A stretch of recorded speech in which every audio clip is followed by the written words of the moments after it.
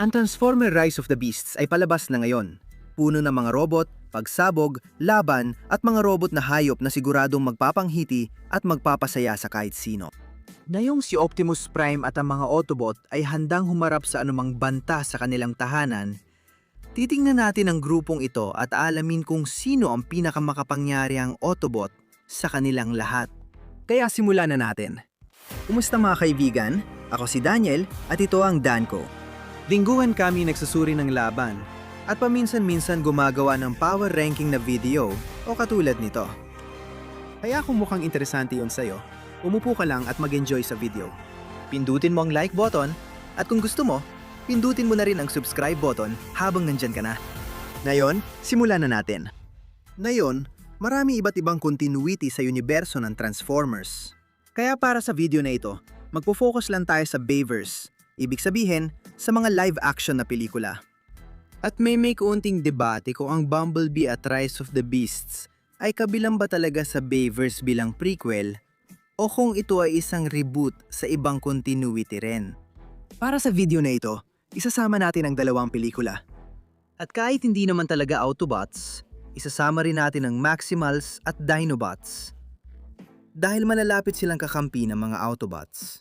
At sino ba naman ang hindi matutuwa na pag-usapan ng mga robot na dinosaur o ang gorilla na bersyon ni Optimus Prime? Sige, simulan na natin. Si Brains ay kaibigan ni Willy nagiging laptop, kaya may access siya sa maraming impormasyon sa iba't ibang paksa. Kaya siya tinawag na Brains, dahil matalino siya at dahil kaya niyang mag-transform sa isang laptop. Nagsimula si Brains ng kanyang karera bilang isang Decepticon. Nagtatrabaho bilang mobile brain unit para sa kanyang amo na si Shockwave. Gayunpaman, tumalikod siya matapos magkaroon ng sariling pag-iisip at sumama kina Sam Witwicky at sa mga Autobots. Pero hindi siya isang malaking Autobot. Hindi rin siya isang ganoong kalakas na Autobot.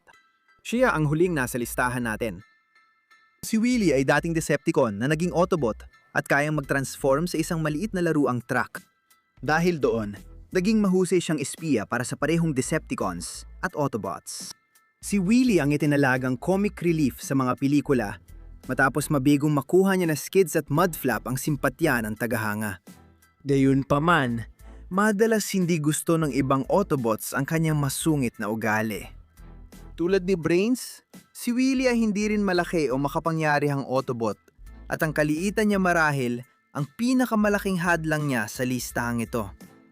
Si Squeaks marahil ang pinakakakaibang dagdag sa hanay ng mga Autobot sa The Last Knight. Ibig kong sabihin, itong maliit na lalaking ito ay siguradong hindi mo akakalain na isang Autobot warrior. Ang maliit na robot na ito na balot sa kalawan ay kayang man-transform sa isang Vespa. At dahil sa mga naunang pinsala, limitado lang ang kanyang mga salitang kayang sabihin. Pero kaya niyo maging matapang kapag kinakailangan. Pinapatunayan ni Bulldog na pati mga Transformer ay pwedeng magkaroon ng demensya sa pagtanda. Ang marupok na veterano ng World War II ay kaya mag-transform sa Mark IV na tangke. Inatasan siyang ipagtanggol ang kastilyo ni Sir Edmund Burton. Pero may demensya ang robot at kahit mag-transform, ay malalaking problema dahil nalalaglag na ang mga piraso ng katawan niya. Si Canopy ay tunay na robot na nagkukubli, pero hindi sa paraang inaasahan mo. Dahil hinahabol lang mga Transformers sa halos buong mundo, at kahit ang mga ordinaryong sasakyan ay agad na pinaghihinalaan, nakaimbento si Canopy ng bagong taktika. Nagkubli siya bilang isang tambak ng mga bato at debris. Bidala siyang tambak ng debris na pwede niyang gamitin pantago at pantakip sa sarili niya. Gumana man ito sandali, hindi ka pwedeng magtago habang buhay. Laging abala ang dalawang maliit na Autobot sa pag-aaway, kaya hindi nila pinapansin ang digmaan laban sa mga Decepticon. Parang pareho silang may bersyon ng ADHD sa Cybertron. Pwede silang magsanib bilang ice cream truck o mag-transform na magkahiwalay bilang compact Chevy na mga kotse. Hindi ganong nagustuhan ng mga tao sina Skids at Mudflap nang unang lumabas sa Revenge of the Fallen. May dagdag pa ngang paratang na isa silang racial stereotype na siya nagpapaliwanag kung bakit. Tinanggal sila sa Dark of the Moon at hindi na muling lumitaw sa serya mula nun. Si Cogman ay maliit kung ikukumpara sa karaniwang sukat ng mga Cybertronian. At siya ang pinakamukhang tao sa lahat ng Autobot. At dahil doon, bagay na bagay siyang maging butler at tagapaglingkod ni Edmund Burton. Pero nakakaloko ang itsura. Dahil si Cogman ay isa ring sociopath na ang katawan ay bahagi lamang ng mas malaking Cybertronian jet. Sabihin na lang natin na may problema siya sa pagkontrol ng galit. Isang junk trader, maangalakal at mekaniko, si Day Trader ay typical na Autobot na makikita mo sa anumang survival-based na ekonomiya kung maghahanap ka lang. Nagtagumpay siya nang kailangan magtago ng mga Transformers. Mas gusto niya magbenta ng paninda kaysa lumaban, laging iniisip ni Day Trader ang sarili at madalas nagtatago sa gilid ng laban na siguradong nakakainis para sa mga kapwa Autobot. Si Trench ay isang Autobot na refugee sa Earth na nagtatago kasama ng iba pang mga Autobot pero mukhang kontento na lang na magpalipas ng oras buong araw sa junkyard bilang isang excavator. Nang madiskubre ng mga Decepticon na Transformer Reaction Force ang kanilang taguan, nag-transform siya at sumama kay Hound para pigilan ang kalaban. Pagkatapos, hindi na siya muling nakita. Sa totoo lang, siya lang ang pinakamalaking product placement na makikita mo. Nandun na ang Autobot para ipakita ang Caterpillar brand. Si Brown ay isang malakas pero padalos-dalos na Autobot na laging gustong subukan ng kanyang lakas laban sa pinakamalalakas na Decepticon na nandoon. Nakita natin siyang lumalaban sa mga Decepticon sa Cybertron sa simula ng Bumblebee. At pagkatapos siyang iligtas ni Optimus at sabihing umatras, literal niyang sinunod yon dahil hindi na natin siya nakita mula noon.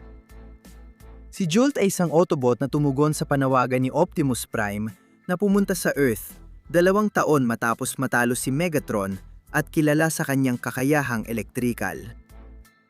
Si Cliff Jumper ay unang napapaputok bago magtanong at matagal pa bago siya magtanong. Ang tanging impormasyong may tiyaga siyang alamin ay, nandito ang mga Decepticon at ngayon, patay na sila. Pag-alis mula sa Cybertron, bumagsak si Cliff Jumper sa isang buwan ng Saturn at natagpuan ng 2 Decepticon. Ayaw niyang magbigay ng impormasyon tungkol sa ibang Autobot maliban sa pangalan at ranggo niya, kaya pinatay siya ng mga Decepticon. Si Chromia ay matatag na Autobot, laging handa at alerto sa susunod na laban. Ibig sabihin, madalas magkasundo si Ironhide at siya sa maraming bagay. Dahil dito, at sa hindi mabilang na mga laban na pinagsamahan nila, nabuo ang isang pagkakaibigang tumagal ng daan-daang taon. Habang lumalala ang labanan sa daigdig, nagkasamang muli ang 2 veteranong mandirigma nang dumating si Chromia at ang kanyang mga kapatid na babae para lumaban. Si Elita 1 ay isa sa iilang babaeng Transformer. Ngunit higit pa siya sa pagiging maganda lang. Isa siyang tusong mandirigma at mahusay na taga-baril na kayang tamaan ng target mula sa hindi bababa sa 4 na milyang layo. Kapag kailangan niya umasa sa iba pa bukod sa kanyang baril, kaya niya maglabas ng attraction field na maaring magdulot ng biglaang. Sobrang init sa mga walang proteksyon. Si Elita 1 ay nakatatandang kapatid ni RC at Chromia, isa sa pinakamalapit at pinakamatagal ng opisyal ni Optimus Prime. Si unang Teniente Jazz ay isang masayahing Autobot at pangalawang commander ni Optimus Prime. Mabait at laging kalmado sa anumang sitwasyon.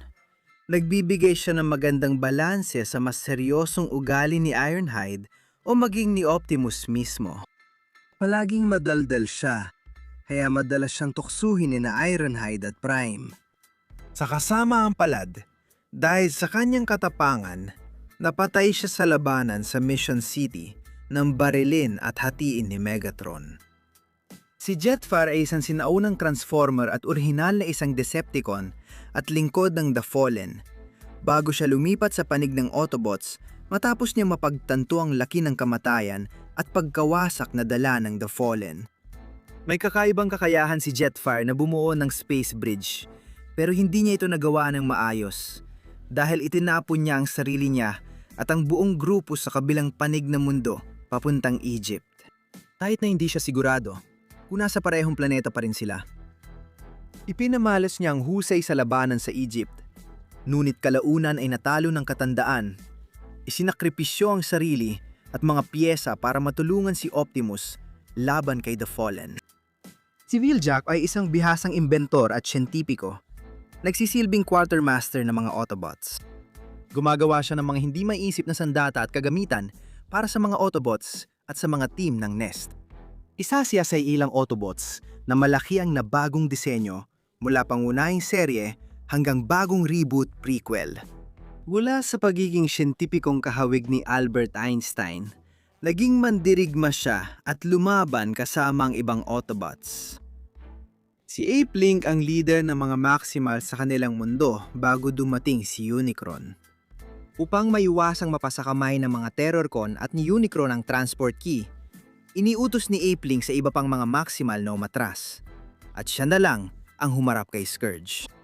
Isa siyang malaking gorilya na kayang gumamit ng mga talim sa braso sa laban. Pero mabilis pa rin siyang natalo ni Scourge.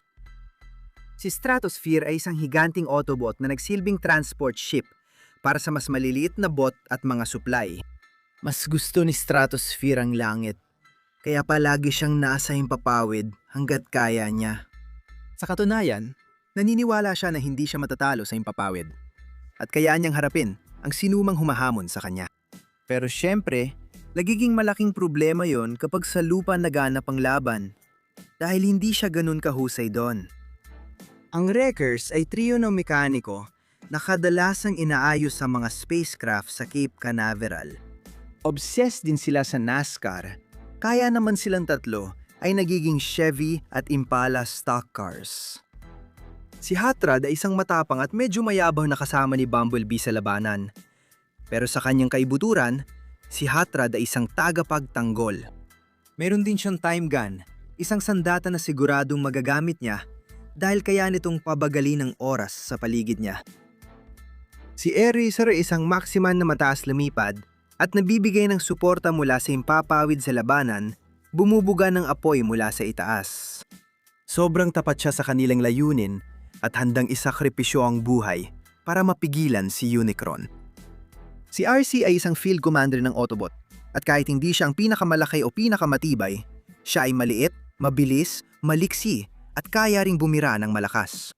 Sanay siya na gamitin ang kanyang bilis bilang kalamangan, umatake ng mabilis at biglaan, tapos biglang mawawala ulit ng kasing bilis ng kanyang pagdating.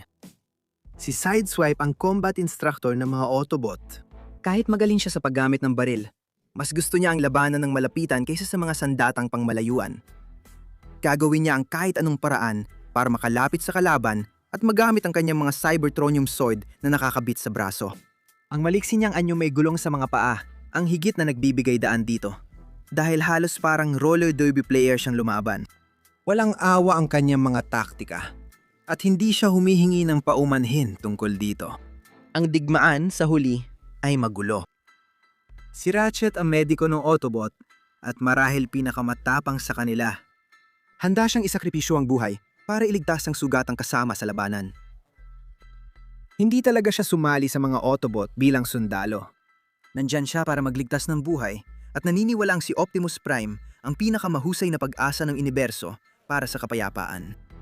Kahit ayaw niya ng karahasan, hinarap niya ang mga pinakamalalakas na Decepticon at laging handang isugal ang sarili sa laban. Magaling siya mag-improvise gamit ang kanyang mga gamit pang opera at may nakakagulat na liksi sa paggamit ng mga pansamantalang sandatang ito para sa laki niya. Kapag gipit na ang sitwasyon, si Crosshairs ang tipo ng tao na gugustuhin mong makasama sa iyong koponan. O gugustuhin mo sana, kung hindi lang dahil sa totoo na siya ay makasarili at medyo mayabang. Ang Autobot na paratrooper na ito ay punong-puno ng sarkasmo, masama ang ugali at halos walang respeto kay Optimus dahil mas gusto niyang mapag-isa o siya mismo ang masunod. Sa kabila ng lahat ng ito, si Crosshairs ay isa pa ring eksperto sa pagbaril na laging handang sumabak at kayang durugin ang kahit sinong Decepticon. May talento rin siya sa pagsurpresa ng kanyang mga kalaban, mapapagbagsak mula sa itaas o sa mabilisang paghugot ng kanyang mga sidearm blaster. Kilala si Mirage sa pagiging mainipin at pabaya, ngunit hindi matatawaran ng kanyang husay sa panlilinlang at pagmamanipula ng mga kalaban. Kaya ang maglaho ni Mirage, kaya rin niyang gumawa ng mga hologram na kamukha niya para malito o malusutan ng mga tao. May kakayahan pa siyang magbago ng anyo, at isa siya sa ilang Transformers na kaya magkaroon ng maraming alternatibong anyo ng sabay-sabay. Pero sa kabila ng lahat, si Mirage ay isang tapat na kaibigan. Si Drift ay isang komandong tahimik, ngunit maraming sinaunang espada. Hindi niya itinatago ang nakaraan niya bilang Decepticon, pero mas gusto niya mga espada niya ang magsalita para sa kanya. Ang lakas niya ay nasa kanyang husay sa paggamit ng kanyang mga espada at sa kanyang pagiging kalmado sa labanan. Ang pag-alis ni Drift sa mga Decepticon ay hindi agad nag-ayos ng lahat para sa kanya, dahil madali pa rin siyang magkaroon ng biglaang pagsabog ng galit kapag siya ay nagulat o natakot. Sa kabutihang palad, nagsimula siya magmeditasyon para pag-isipan ang kasanayan sa espada at mapigilan ang nananatili niyang problema sa galit. Si Cheetor ay isang maximal na mabilis at kayang gayahin ang kakayahan ng Cheetah. Sa laban kay Scourge at mga Terrorcon, nag-maximize si Cheetor. Nagawang wasakin ni Cheetor ang maraming Terrorcon drone, pero kalaunan ay nadaig siya ng walang katapusang dagsa na mga ito. Si Hound ay isang espesyalista sa mga armas at isang batikang matapang na Autobot Commando. Isa siyang maingay na mandirigma na tapang sumasabak sa bawat misyon ng walang alinlangan. Habang iba niyang kasamahan ay umiiwas sa panganib, si Hound ay hindi nagsasawa rito. Sumasabak siya sa labanan na parang isda sa tubig at mabilis bumunot ng alinman sa kanyang napakaraming baril. Bagamat ang hilig niya magpalit-palit ng baril sa gitna ng labanan, ay madalas magdulot sa kanya ng pagkaubos ng armas at bala.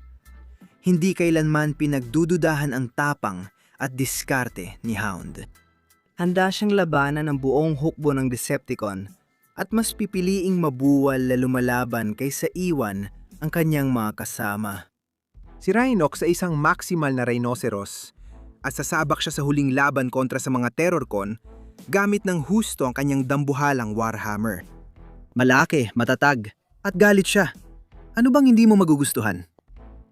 Hindi ka gusto ni Slug at hindi rin niya gusto ang mukha mo.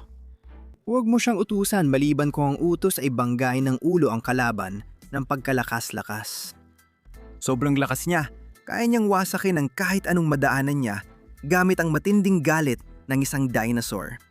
At huwag mo na ring subukang pakisamahan siya dahil gusto niya ng laban at aawayin ka niya ng harapan. Si Scorn ay parang pinaghalo ng makinarya ng bigmaan at mabagsik na mandaragit. Walang iba kundi isang tagawasak na may dalawang paa. Malakas at napakalaki siya. Hindi lang niya kayang gamitin ang Spinosaurus na alternatibong anyo sa labanan. Si Scorn ay espesyalista rin sa demolition at gumagamit ng espadang Scrapmaker sa anyong robot. At ang kanyang napakalaki niyang katawan ay halos imposibleng pabagsakin siya. Maintindihan ka kung pagkakita mo kay Strafe sa labanan, ay bigla kang napahiya at napalabas ng dumi sa takot. Siyempre, ang makitang dambuhalang dalawang ulong, nag-aapoy na metal na dragon na parang pterosaur na rumaraga sa pababa sa iyo ng kasing bilis ng kidlat na parang halimaw sa pelikula ay yayanig kahit ang pinakamatapang na mandirigma. Gayunpaman, si Strife ay isang kontradiksyon. Bagamat malakas at walang awang mandirigma sa laban, si Strife ay isa sa pinakapalakaibigan at madaling lapitan sa labas nito. Si Ironhide ay espesyalista sa armas ng Autobot at matagal ng kaibigan ni Optimus Prime. At matanda siya dahil matatag siya. Malamang may sapat na piyesa na siya para makabuo ng maliit na hukbo. Ngunit ayaw pa ring sumuko o mamatay ni Ironhide para kanino man. Lalaban siya hanggang sa huli at higit pa sa sapat, dadami ng Decepticons ang mapapatumba niya sa proseso. Mas mabilis siya magpaputok kaysa sa ibang mga Autobots dahil mas handa siyang itulak ang mga hangganan ng batas ng Autobot kung sa tingin niya ay mapapabilis nito ang trabaho. Mas marami pa siyang baril kaysa sa isang maliit na third world na bansa at maaring ginamit pa niya ang mga ito para pasabugin ang isang planeta. Pinuno ng mga Maximal, si Optimus Primal ay namumuhay sa Earth na nagkukubli bilang isang 13 talampakang taas na mechanical na gorilla. kaya hindi rin masyadong tago ang kanyang anyo. Matagal nang nagbabantay si Optimus Primal mula sa mga gubat ng Peru. Hinihintay ang pagbabalik ng isang kasama ang matagal na nilang kaalitan sa walang hanggang digmaan sa maraming galaksya. Kaya nakasaksi na siya ng sapat na trahedya upang magkaroon ng banayad, ngunit matatag na karunungan. Siyempre, ang pinakamagandang bahagi ng karunungan ay ang malaman kung kailan gagamitin ang iyong dambuhalang kamaong gorilya para protektahan ang mga inosente. At siyempre, kung kailan magbibigay ng magigiting na talumpate. Si Sentinel Prime ay nagmula noong panahon na ang Cybertron ang pinakamahalagang planeta at puno ng potensyal ang lahi ng mga Transformer. Bilang natitirang Prime, ipinamalas niya ang tunay na leader, matalino, mahabagin, at higit pa sa karapat-dapat na mandirigma. Iginagala siya ng Autobots at Decepticons, at ilan lang ang nangangahas humarap sa kanyang kalasag at Primamax na espada. Ngunit nang si Sentinel ay pinaniniwala ang tuluyang nawala sa kanyang arc, si Optimus Prime, ang kanyang piniling kahalili, ang naiwan upang punan ang kanyang puwang. Ang pagkawala ni Sentinel ang agwakas sa gintong panahon ng Cybertron at nagdulot ang higit pang digmaan sa planeta. Ang iba ay mapait na naalala ang pamumuno ni Sentinel noong ang mga Transformer ay may kontrol sa kanilang kapalaran. Sa halip na nagkalat sa iba't ibang bituin at namumuhay bilang mga destirado. Higit sa lahat, si Sentinel Prime ay isang matatag na makabayan. Mahal niya ang kanyang planetang tinubuan ng buong puso at gagawin ng lahat kahit pa umabot sa sukdulan para maprotektahan ito. Bilang hari ng mga Dinobot, naniniwala si Grimlock na ang pinakamabisang solusyon sa problema ay durugin muna ito bago isipin ang detalye. Isa siya sa pinakamalalakas na mandirigma sa universo at nais lang niyang ipakita ang lakas niya. Iniiwan ang mga kalaban na nayurakan, ilundagan o naging abo sa kanyang apoy na hininga. Ang matigas na ugali niyang ito ay nadadala rin sa mga kasamang Autobot na inaasahan ding makasabay sa pamantayan ni Grimlock sa lakas. Mas kaunti ang pangamba ng mga Autobot sa dambuhalang ito kaysa sa mga Decepticon. Si Bumblebee ay isa sa mga pinakapinagkakatiwalaang tenyente ni Optimus Prime. At kahit na hindi siya mukhang pinakamalakas o pinakamakapangyarihan sa mga Autobot, pinabawi naman niya ito ng husto dahil sa walang hanggang swerte, determinasyon at tapang. Buong puso niyang ialay ang buhay para protektahan ang iba at mapigilan ang mga Decepticon. Isa siya sa pinakamagagaling na mandirigma sa buong serye. Kayang-kayang ang talunin ng buong grupo ng mga Decepticon o Terrorcon mag-isa. Isa siya sa ilang Transformer na kayang buuin muli ang sarili matapos masugatan. Si Dragonstorm ay isang dambuhalang dragon na may 3 ulo. Ang pinag-isang anyo ng 12 maalamat na Guardian Knights na nagtipon para pigilan si Quintessa. Lumabas ito noong medieval para tulungan si Merlin lipulin ng mga Saxon at manalo sa digmaan ng Camelot. Sa makabagong panahon, muling nabuo para tulungan si Optimus, pabagsakin si Quintessa at ang mga Infernicons niya. Kung si Optimus Prime ang pag-uusapan, siya talaga ang pinakamakapangyarihang Autobot. May dahilan kung bakit siya ang leader ng mga Autobot. Noong unang panahon, siya ay simpleng pinunulang ng Science Division ng Cybertron na nag-aaral ng Allspark. Siya ay pinoprotektahan ng militar ni Lord High Protector, Megatron. Nang nakurap ni The Fallen si Megatron, nalaman ni Optimus na siya na lang ang huling natitirang miyembro ng dinastya ng mga Prime. Itinago siya ng wasakin ng Fallen ang lahi nila. Bilang tugon sa makapagtatangka ni Megatron na kunin ang Allspark at sakupin ang ibang mga mundo, tinanggap ni Optimus ang kanyang tamang titulo at pinangunahan ng mga Autobot upang labanan ang mga Decepticon. Kung gaano ka-obsesyonado si Megatron sa pagtupad ng kanyang layunin, ganon din kadedikado si Optimus na pigilan siya, kahit kapalit pa nito ang kanyang buhay, ang kanyang mundo, at kung kinakailangan, ang kanyang sariling mga tao. Dahil sa kanyang utos, ipinadala ang Allspark sa kalawakan, nagdulot ng mabagal na pagkamatay ng Cybertron at pagtulak sa kanyang mga tao sa pamumuhay bilang mga lagalag. Mabigat sa kanya ang mga sakripisyong ginawa niya, ngunit kailangan itong gawin dahil wala ng ibang pagpipilian. Alam niya ang mga lihim na ambisyon ni Megatron at hindi dapat kailanman matupad ang mga iyon. Dapat mailayo ang mga buhay sa banta ng tiraniya ni Megatron, kahit ano pa ang kapalit. Ang pagkahumaling na ito sa pagtalo kay Megatron ay nag-alis kay Optimus ng ilan sa kanyang dating idealismo, na nagdulot ng isang uri ng kalupitan sa ilalim ng kanyang tapat at malagaing personalidad. Hindi si Prime nagbibigay ng pangalawang pagkakataon at handang isaalang-alang ang anumang hakbang na maaring maghatid ng tagumpay maliban sa tahasang pagsasakripisyo sa mga taong mahal niya. Laro, ano sa tingin nyo? Magkomento kayo sa ibaba. Alam kong marami kayong opinyon at nararamdaman tungkol dito. Kung nanatili ka hanggang dulo at natapos mang video, ang galing mo. Salamat sa panunood at suporta. Kung gusto mo, mag-subscribe ka na para makapanood pa ng mas maraming ganitong video bawat linggo. Kita-kits tayo ulit. Kita-kits sa susunod.